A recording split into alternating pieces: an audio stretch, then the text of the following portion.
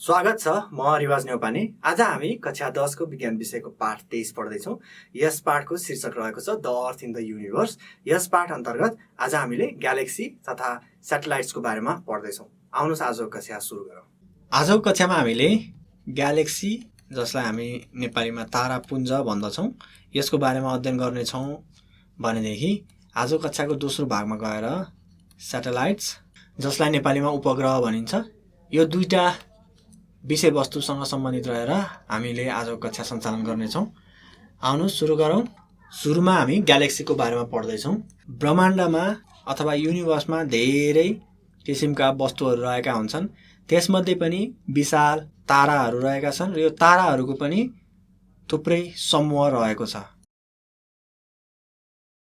यसरी युनिभर्समा रहेको थुप्रै ताराहरूको समूहलाई नै हामी के भन्न सक्दछौँ? ग्यालेक्सी भनेर भन्न सक्दछौँ। र हाम्रो युनिभर्समा यस्ता असंख्य ग्यालेक्सीहरू रहेका छन्, जसमध्ये उदाहरणको लागि एन्ड्रोमेडा ग्यालेक्सी, त्यसैगरी हाम्रो सौर्य परिवार अथवा सोलर सिस्टम रहेको ग्यालेक्सी चाहिँ मिल्की वे ग्यालेक्सी, त्यसैगरी जायन्ट इलिप्टिकल ग्यालेक्सी र एन्टिना ग्यालेक्सी चाहिँ यिनीहरू चाहिँ यो ग्यालेक्सीका उदाहरणहरू भए। र यी ग्यालेक्सीहरूको डायमिटर हामीले हेर्ने हो भनेदेखि यिनीहरूको डायमिटर चाहिँ 1000 लाइट इयरदेखि 10,000 लाइट इयरसम्म रहेको छ भन्ने अनुमान गरिएको छ। यो लाइट इयर भनेको तपाईँहरूलाई विदितै होला।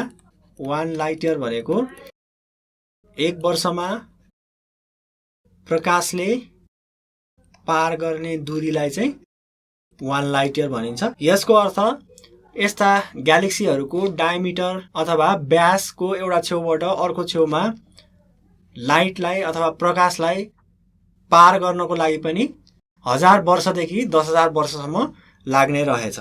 मैले अघि पनि भनिसकेँ, हाम्रो सौर्य परिवार अथवा सोलर सिस्टम रहेको ग्यालेक्सी चाहिँ मिल्की वे ग्यालेक्सी हो। यसमा रहेका ताराहरू हामीले रातिको खुला आकाशमा हेर्दाखेरि यसमा रहेका असंख्य ताराहरू चाहिँ सेतो बादल जस्तो आकारमा लगभग उत्तरदेखि दक्षिणतिर फैलिएर बसेका हुन्छन् र त्यही सेतो बाक्लो आकार देखिएको भएर यसलाई चाहिँ मिल्की वे भनिएको हो। र तारापुञ्जलाई अथवा ग्यालेक्सीलाई यिनीहरूको आकारको आधारमा विभिन्न प्रकारमा विभाजन गर्न सकिन्छ। त्यसमध्ये पहिलो प्रकार रहेको छ स्पाइरल ग्यालेक्सी। स्पाइरल ग्यालेक्सी चाहिँ घुमिरहेको यस्तो चक्र आकारको देखिन्छ, जसको केन्द्रबिन्दु चाहिँ एकदमै ठुलो रहेको हुन्छ भनेदेखि यसको छेउछेउमा चाहिँ यसरी विभिन्न आर्म्सहरू यसरी फैलिएका हुन्छन्। यो आर्म्सहरूलाई हामीले नेपालीमा भुजाहरू भन्न सक्दछौँ। यसरी चारै दिशामा यसरी भुजाहरू चाहिँ फैलिएको हुन्छ र यिनीहरूमा प्रशस्तै रूपमा ग्यास तथा धुलोकणहरू यसरी फैलिएर रहेका हुन्छन्। र यो ग्यास तथा धुलोकणहरू चाहिँ यसको केन्द्रबिन्दुतिर बेसी हुन्छ भनेदेखि यसको यो भुजाहरूमा, यसको आर्म्सहरूमा चाहिँ एकदमै कमै मात्रामा यसरी ग्यास तथा धुलोकणहरू चाहिँ यसरी फैलिएको हुन्छ। यतापट्टि चाहिँ कमै मात्रामा फैलिएको हुन्छ भनेदेखि बिचमा चाहिँ धेरै नै फैलिएको हुने रहेछ। र यी स्पाइरल ग्यालेक्सीहरू चाहिँ अरू ग्यालेक्सीहरू भन्दा चाहिँ चम्किला हुन्छन्। र यसको उदाहरण दिनु पर्यो भनेदेखि एउटा चाहिँ मिल्की वे ग्यालेक्सी हो भनेदेखि अर्को ग्यालेक्सी भनेको एन्ड्रोमेडा ग्यालेक्सी हो। र हामीले यो मिल्की वेको चित्र चाहिँ यहाँ तल पनि देख्न सक्छौँ।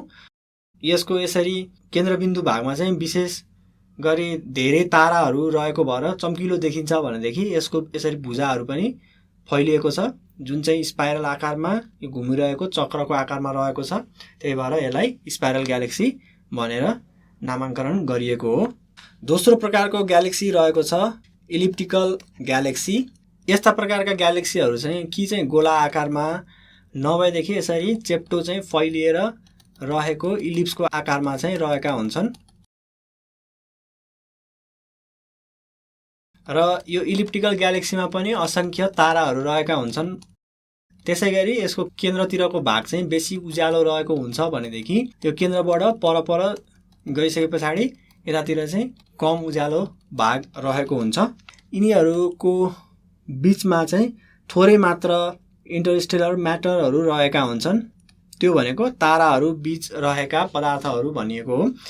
तर अघि हामीले हेरेको स्पाइरल ग्यालेक्सीमा चाहिँ प्रशस्त रूपमा इन्टरस्टेलर म्याटरहरू चाहिँ रहेका हुन्छन् र यिनीहरूमा प्राय जसो पुराना ताराहरू चाहिँ पाइन्छ। अब उदाहरणको लागि जायन्ट इलिप्टिकल ग्यालेक्सीको एउटा उदाहरण हो, जसको चित्र तपाईहरुले यहाँ तल पनि देख्न सक्नुहुन्छ।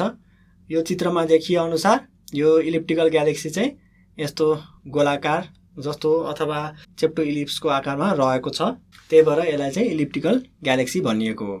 त्यसैगरी तेस्रो प्रकारको ग्यालेक्सी चाहिँ रहेको छ इरेगुलर ग्यालेक्सी। यस्तो प्रकारको ग्यालेक्सीहरूमा रहेका तारामण्डलहरूको कुनै निश्चित आकार हुँदैन र यस्ता ग्यालेक्सीहरू चाहिँ स्पाइरल ग्यालेक्सी भन्दा कम चम्किला रहेका हुन्छन्। उदाहरणको लागि एन्टिना ग्यालेक्सी, यसको चित्र चाहिँ तपाईहरुले यहाँ तल देख्न सक्नुहुन्छ। यसको आकार न स्पाइरल जस्तो रहेको छ न चाहिँ इलिप्स जस्तो रहेको छ, त्यही भएर यो चाहिँ के भयो त इरेगुलर ग्यालेक्सी भयो। अब हामी मिल्की वे ग्यालेक्सीको बारेमा छोटकरीमा जानकारी हासिल गर्दैछौँ। मिल्की वे ग्यालेक्सी एउटा स्पाइरल ग्यालेक्सी हो जुन हामीले अघि पनि हेरिसक्यौँ। यसको यस्तो खालको भुजाहरू रहेको हुन्छ। यो भुजा मध्ये कुनै एउटा भुजामा एकातिर चाहिँ हाम्रो सौर्य परिवार पनि सोलर सिस्टम पनि रहेको छ। उदाहरणको लागि जस्तै हामीले हेर्न सक्छौँ यो भुजाको यहाँनिर चाहिँ सौर्य परिवार रहेको छ भनेर भन्न सकिन्छ। र हाम्रो सोलर सिस्टम चाहिँ यो हाम्रो मिल्की वे ग्यालेक्सीको केन्द्रबिन्दुबाट हामीले हेर्ने हो भनेदेखि यो दूरी चाहिँ लगभग 2.5 × 10⁴ लाइट इयर टाढा रहेको छ। यो भनेको कति भयो त हेर्नुस् त, यो भनेको के भयो त प्रकाशलाई पनि हाम्रो यो सोलर सिस्टमबाट यो मिल्की वे ग्यालेक्सीको केन्द्रबिन्दुमा पुग्नको लागि 25,000 वर्ष चाहिँ लाग्ने रहेछ। त्यसैगरी मिल्की वे ग्यालेक्सीको डायमिटरको कुरा गर्नुहुन्छ भनेदेखि यसको डायमिटर लगभग 1 लाख प्रकाश वर्ष लामो रहेको छ भनेदेखि यसको थिकनेस अथवा यो कति बाक्लो छ भनेर तपाईहरुले सोध्नुहुन्छ भनेदेखि यो चाहिँ लगभग 1000 लाइट इयर अथवा 1000 प्रकाश वर्ष जति बाक्लो रहेको छ।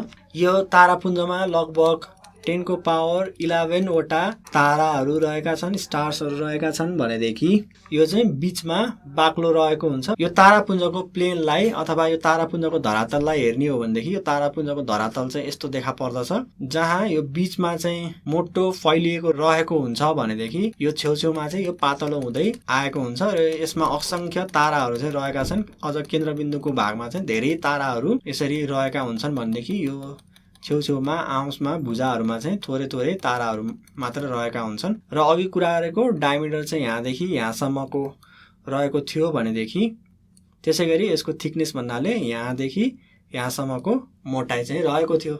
त्यसैगरी यो मिल्की वे ग्यालेक्सीको बीचमा इन्टरस्टेलर डस्टहरू पनि प्रशस्तै मात्रामा पाइने गरिन्छ। त्यसैगरी हामीले यो मिल्की वे ग्यालेक्सीको मास हामीले हेर्ने हो भनेदेखि सूर्यको भन्दा 1.33 × 10⁻11 टाइम्स अथवा यति गुणा चाहिँ बेसी रहेको छ। अब हामी स्याटेलाइट्सको बारेमा पढ्दैछौँ। ग्रहहरूको वरिपरि परिक्रमा गर्ने वस्तुलाई नै हामी स्याटेलाइट भन्दछौँ। यो स्याटेलाइट्सहरूले त्यसो भए ग्रहहरूको परिक्रमा गरिरहेको हुन्छ। उदाहरणको लागि हामीले चन्द्रमालाई लिन सक्दछौँ। चन्द्रमा के हो त पृथ्वीको स्याटेलाइट हो। यिनीहरूको आफ्नै प्रकाश हुँदैन, तर यिनीहरूले सूर्यबाट आएको प्रकाशलाई रिफ्लेक्ट गर्दछन्। रिफ्लेक्ट भनेको परावर्तन गर्दछन्। त्यसैगरी यिनीहरूको उत्पत्तिको आधारमा यिनीहरूलाई दुईटा भागमा विभाजन गर्न सकिन्छ। एउटा चाहिँ नेचुरल स्याटेलाइट र त्यसैगरी अर्को आर्टिफिसियल स्याटेलाइट्स। त्यसो भए मैले अघि दिएको उदाहरण चन्द्रमा पृथ्वीको कस्तो खालको स्याटेलाइट हो, नेचुरल स्याटेलाइट हो कि आर्टिफिसियल स्याटेलाइट हो? पक्कै पनि मुन अथवा चन्द्रमा भनेको पृथ्वीको नेचुरल स्याटेलाइट हो। किन यसलाई नेचुरल स्याटेलाइट भनिएको होला एकचोटि विचार गर्नुहोस् त। हो, ठिक भन्नुभयो। किनभनेदेखि यो मुनलाई अथवा चन्द्रमालाई मान्छेले बनाएको होइन, यो चाहिँ आफै उत्पत्ति भएको स्याटेलाइट हो। त्यही भएर मुनलाई चाहिँ हामीले नेचुरल स्याटेलाइट भनेका हौँ। तर मान्छेले पनि विभिन्न प्रयोजनको लागि विभिन्न स्याटेलाइटहरू बनाएर अन्तरिक्षमा पठाएका छन्। तिनीहरूलाई चाहिँ हामीले के भन्दछौँ त आर्टिफिसियल स्याटेलाइट भन्दछौँ। त्यसो भए आर्टिफिसियल स्याटेलाइटहरू चाहिँ मेड बाई ह्युमन भनेर म यहाँ लेख्न सक्छु भनेदेखि नेचुरल स्याटेलाइट भनेको मेड बाई नेचर, प्राकृतिक रूपमा आफै रहेका स्याटेलाइटहरू चाहिँ के हुन् त नेचुरल स्याटेलाइट हुन्। अब पृथ्वीको नेचुरल स्याटेलाइट चन्द्रमाको कुरा गर्ने हो भनेदेखि यो चन्द्रमा र पृथ्वी बीचको दूरी चाहिँ लगभग 3,84,400 किलोमिटर रहेको छ। त्यसै गरी चन्द्रमाको डायमिटर अथवा व्यास हेर्ने हो भनेदेखि यसको डायमिटर चाहिँ 3,456 किलोमिटर रहेको छ। त्यसै गरी चन्द्रमाले पृथ्वीको पुरा परिक्रमा गर्नको लागि लगाउने समय, त्यो भनेको रिभोल्युसनको लागि लगाउने समय भनेको 27 days 7 hours 43 minutes र 11.5 सेकेन्ड रहेको छ। यस समयलाई चाहिँ के पनि भन्ने गरिन्छ त सिडेरियल मन्थ पनि भन्ने गरिन्छ, जसलाई नेपालीमा नक्षत्र मास भनिन्छ। त्यसै गरी एउटा पूर्णिमादेखि अथवा एउटा फुलमुनदेखि अर्को फुलमुनसम्मको लागि लाग्ने समय भनेको 29 days 12 hours 44 minutes, त्यसै गरी 2.8 सेकेन्ड रहेको छ।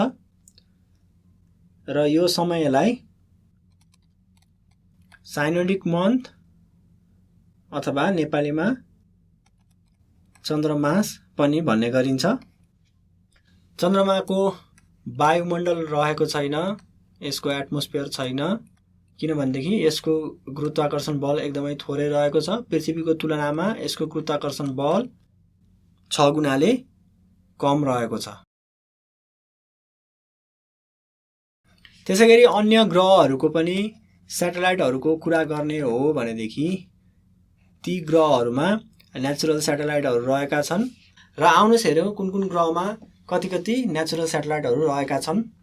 मर्करी अथवा बुध ग्रहको चाहिँ स्याटेलाइट रहेको छैन। त्यसै गरी भिनसको पनि स्याटेलाइटको सङ्ख्या 0 रहेको छ। अर्थ अथवा पृथ्वीको हेर्ने हो भनेदेखि यसको एउटा स्याटेलाइट रहेको छ भनेदेखि मार्सको 2टा स्याटेलाइट रहेको छ, जसलाई हामी फोबोस र डिमोस भन्दछौँ। त्यसै गरी जुपिटरको स्याटेलाइटको सङ्ख्या 67 वटा रहेको छ, जसमध्ये युरोपा, आइओ, त्यसै गरी क्यालिस्टो केही स्याटेलाइटका नामहरू हुन्। स्याटर्नको जम्मा 62 वटा स्याटेलाइट रहेको छ भनेदेखि यो टाइटन भन्ने स्याटेलाइट चाहिँ स्याटर्नको सबभन्दा ठुलो स्याटेलाइट हो। युरानसको 27 वटा स्याटेलाइट रहेको छ।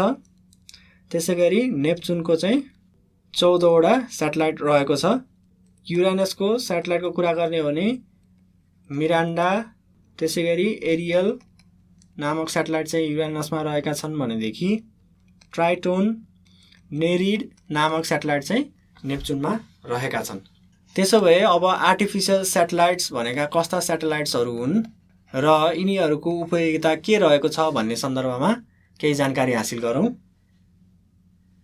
मैले अघि नै भनिसकेँ, यो चाहिँ मान्छेहरूले बनाएको स्याटेलाइट हो, त्यही भएर ह्युमन मेड स्याटेलाइट भनेर यिनीहरूलाई भन्न सकिन्छ। र त्यस्ता किसिमका स्याटेलाइट जसलाई पृथ्वीको लगभग 36,900 किलोमिटर माथि राखिएको छ र यिनीहरूको रिभोल्युसनको टाइम अर्थको रोटेसनको टाइमसँग बराबर रहेको छ भनेदेखि यस्तो खालको स्याटेलाइटहरूलाई हामी के भन्न सक्दछौँ? जियो स्टेसनरी स्याटेलाइट भन्न सक्दछौँ। र यस्ता किसिमका स्याटेलाइटहरू चाहिँ पृथ्वीबाट हेर्दाखेरि माथि एउटै ठाउँमा मात्र अड्डिरहेको जस्तो देखिन्छ। यिनीहरूलाई रकेटको सहायताले अन्तरिक्षमा पुर्याइन्छ र यिनीहरूले सोलर सेलबाट चाहिँ अथवा सौर्य ब्याट्रीबाट चाहिँ आफ्नो ऊर्जा प्राप्त गर्दछन्। त्यसो भए स्याटेलाइटहरूको युज अथवा प्रयोगहरू के रहेको छ त? आउनुहोस् सो सम्बन्धमा जानकारी हासिल गरौँ। सोलर सिस्टम, त्यसै गरी स्टार, त्यसै गरी विभिन्न ग्यालेक्सीहरूको बारेमा अध्ययन गर्नु पर्दाखेरि आर्टिफिसियल स्याटेलाइटको प्रयोग गरिन्छ। किनभनेदेखि आर्टिफिसियल स्याटेलाइटहरू चाहिँ पृथ्वीको एटमोस्फियरभन्दा बाहिर गएर काम गर्दछन् र तिनीहरूले बाहिर गएर काम गर्दाखेरि चाहिँ उदाहरणको लागि जस्तै सूर्यको फोटो लिनु पर्यो भनेदेखि सूर्यको फोटो लिँदाखेरि पृथ्वीको सतहबाट लिने हो भनेदेखि पृथ्वीमा रहेको वायुमण्डलले सूर्यबाट आएको विभिन्न किरणहरूलाई चाहिँ रोकिरहेको हुन्छ। विभिन्न किरणहरू चाहिँ यसरी वायुमण्डलको माथिल्लो तहबाटै परावर्तन भएर बाहिर गइरहेका हुन्छन् भनेदेखि केही मात्रामा मात्र किरणहरू चाहिँ पृथ्वीको सतहसम्म आइरहेका हुन्छन्। भनेपछि यी किरणहरूको हामीले अध्ययन गर्न त पाएनौँ यदि यो पृथ्वीको सतहबाटै अध्ययन गर्ने हो भने। त्यही भएर पृथ्वीको वरिपरि घुम्ने स्याटेलाइटहरूबाट चाहिँ अझ प्रष्टसँग सोलर सिस्टम होस् अथवा स्टार होस् अथवा विभिन्न ग्यालेक्सीहरू होस् अथवा कुनै पनि आकाशीय पिण्ड होस् त्यसको बारेमा चाहिँ बढीभन्दा बढी जानकारी हासिल गर्न सकिने रहेछ। त्यसै गरी क्लाइमेटको बारेमा अध्ययन गर्न सकिने रहेछ र विभिन्न सैनिक प्रायोजनको लागि पनि यो स्याटेलाइटहरू चाहिँ उपयोगी हुने रहेछ। त्यसै गरी पृथ्वीको सतहमा गर्न नसक्ने एक्सपेरिमेन्टहरूलाई चाहिँ हामीले इन्टरनेसनल स्पेस स्टेसन जस्ता स्याटेलाइटहरूमा गएर गर्न सक्ने रहेछौँ। तपाईहरुलाई जानकारी दिउँ, यो इन्टरनेसनल स्पेस स्टेसनलाई आइएसएस भन्ने गरिन्छ र यो आइएसएसमा विश्वभरका वैज्ञानिकहरू विशेष गरी विकसित मुलुकका वैज्ञानिकहरू चाहिँ आउने जाने गर्दछन्। यसरी आर्टिफिसियल स्याटेलाइटको महत्त्व चाहिँ रहेको छ भन्ने हामीले बुझ्न सक्छौँ। अब आजको कक्षाको हामी अन्त्यतिर आइपुगेका छौँ। आजको कक्षामा के कुरा पढियो भन्ने बारेमा सरसर्ती एकचोटि हेरौँ। सुरुमा हामीले तारापुञ्जको बारेमा अध्ययन गऱ्यौँ। यसमा पनि हामीले 3 वटा प्रकारको तारापुञ्ज, स्पाइरल, इलिप्टिकल र इरेगुलर प्रकारका तारापुञ्जहरूको बारेमा अध्ययन गऱ्यौँ। त्यस पछाडि हामीले स्याटेलाइटहरूको बारेमा अध्ययन गऱ्यौँ। स्याटेलाइट भनेको उपग्रह, यसमा पनि 2टा किसिमको स्याटेलाइट हुन्छ भनेर हामीले पढ्यौँ, नेचुरल र आर्टिफिसियल। जानुभन्दा अगाडि तपाईहरुलाई निम्न प्रश्नहरू गृह कार्यको रूपमा छोडेर जाँदैछु। प्रश्न नम्बर 1, ग्यालेक्सी भनेको के हो? यसका प्रकारहरूका बारेमा वर्णन गर्नुहोस्। प्रश्न नम्बर 2, मिल्की वे ग्यालेक्सी अथवा आकाशगंगा तारापुञ्जको बारेमा वर्णन गर्नुहोस्। प्रश्न नम्बर 3, स्याटेलाइट्स अथवा उपग्रह केलाई भनिन्छ? र प्रश्न नम्बर 4 तथा अन्तिम प्रश्न, आर्टिफिसियल स्याटेलाइट्सका उपयोगिता लेख्नुहोस्। आजको कक्षा सकिएको छ। जानुभन्दा अगाडि तपाईहरुलाई अप्ठ्यारो पर्यो भनेदेखि हामीलाई सम्पर्क गर्नको लागि चाहिने इमेल ठेगाना छोडेर जाँदैछु। हाम्रो इमेल ठेगाना रहेको छ learning@dearwalk.edu.np। यस इमेल ठेगानामा गएर तपाईहरुले आफूलाई लागेको जिज्ञासा साथसाथै हामीलाई सल्लाह सुझाव पनि पठाउन सक्नुहुनेछ। आजको कक्षा सकिएको छ। धन्यवाद।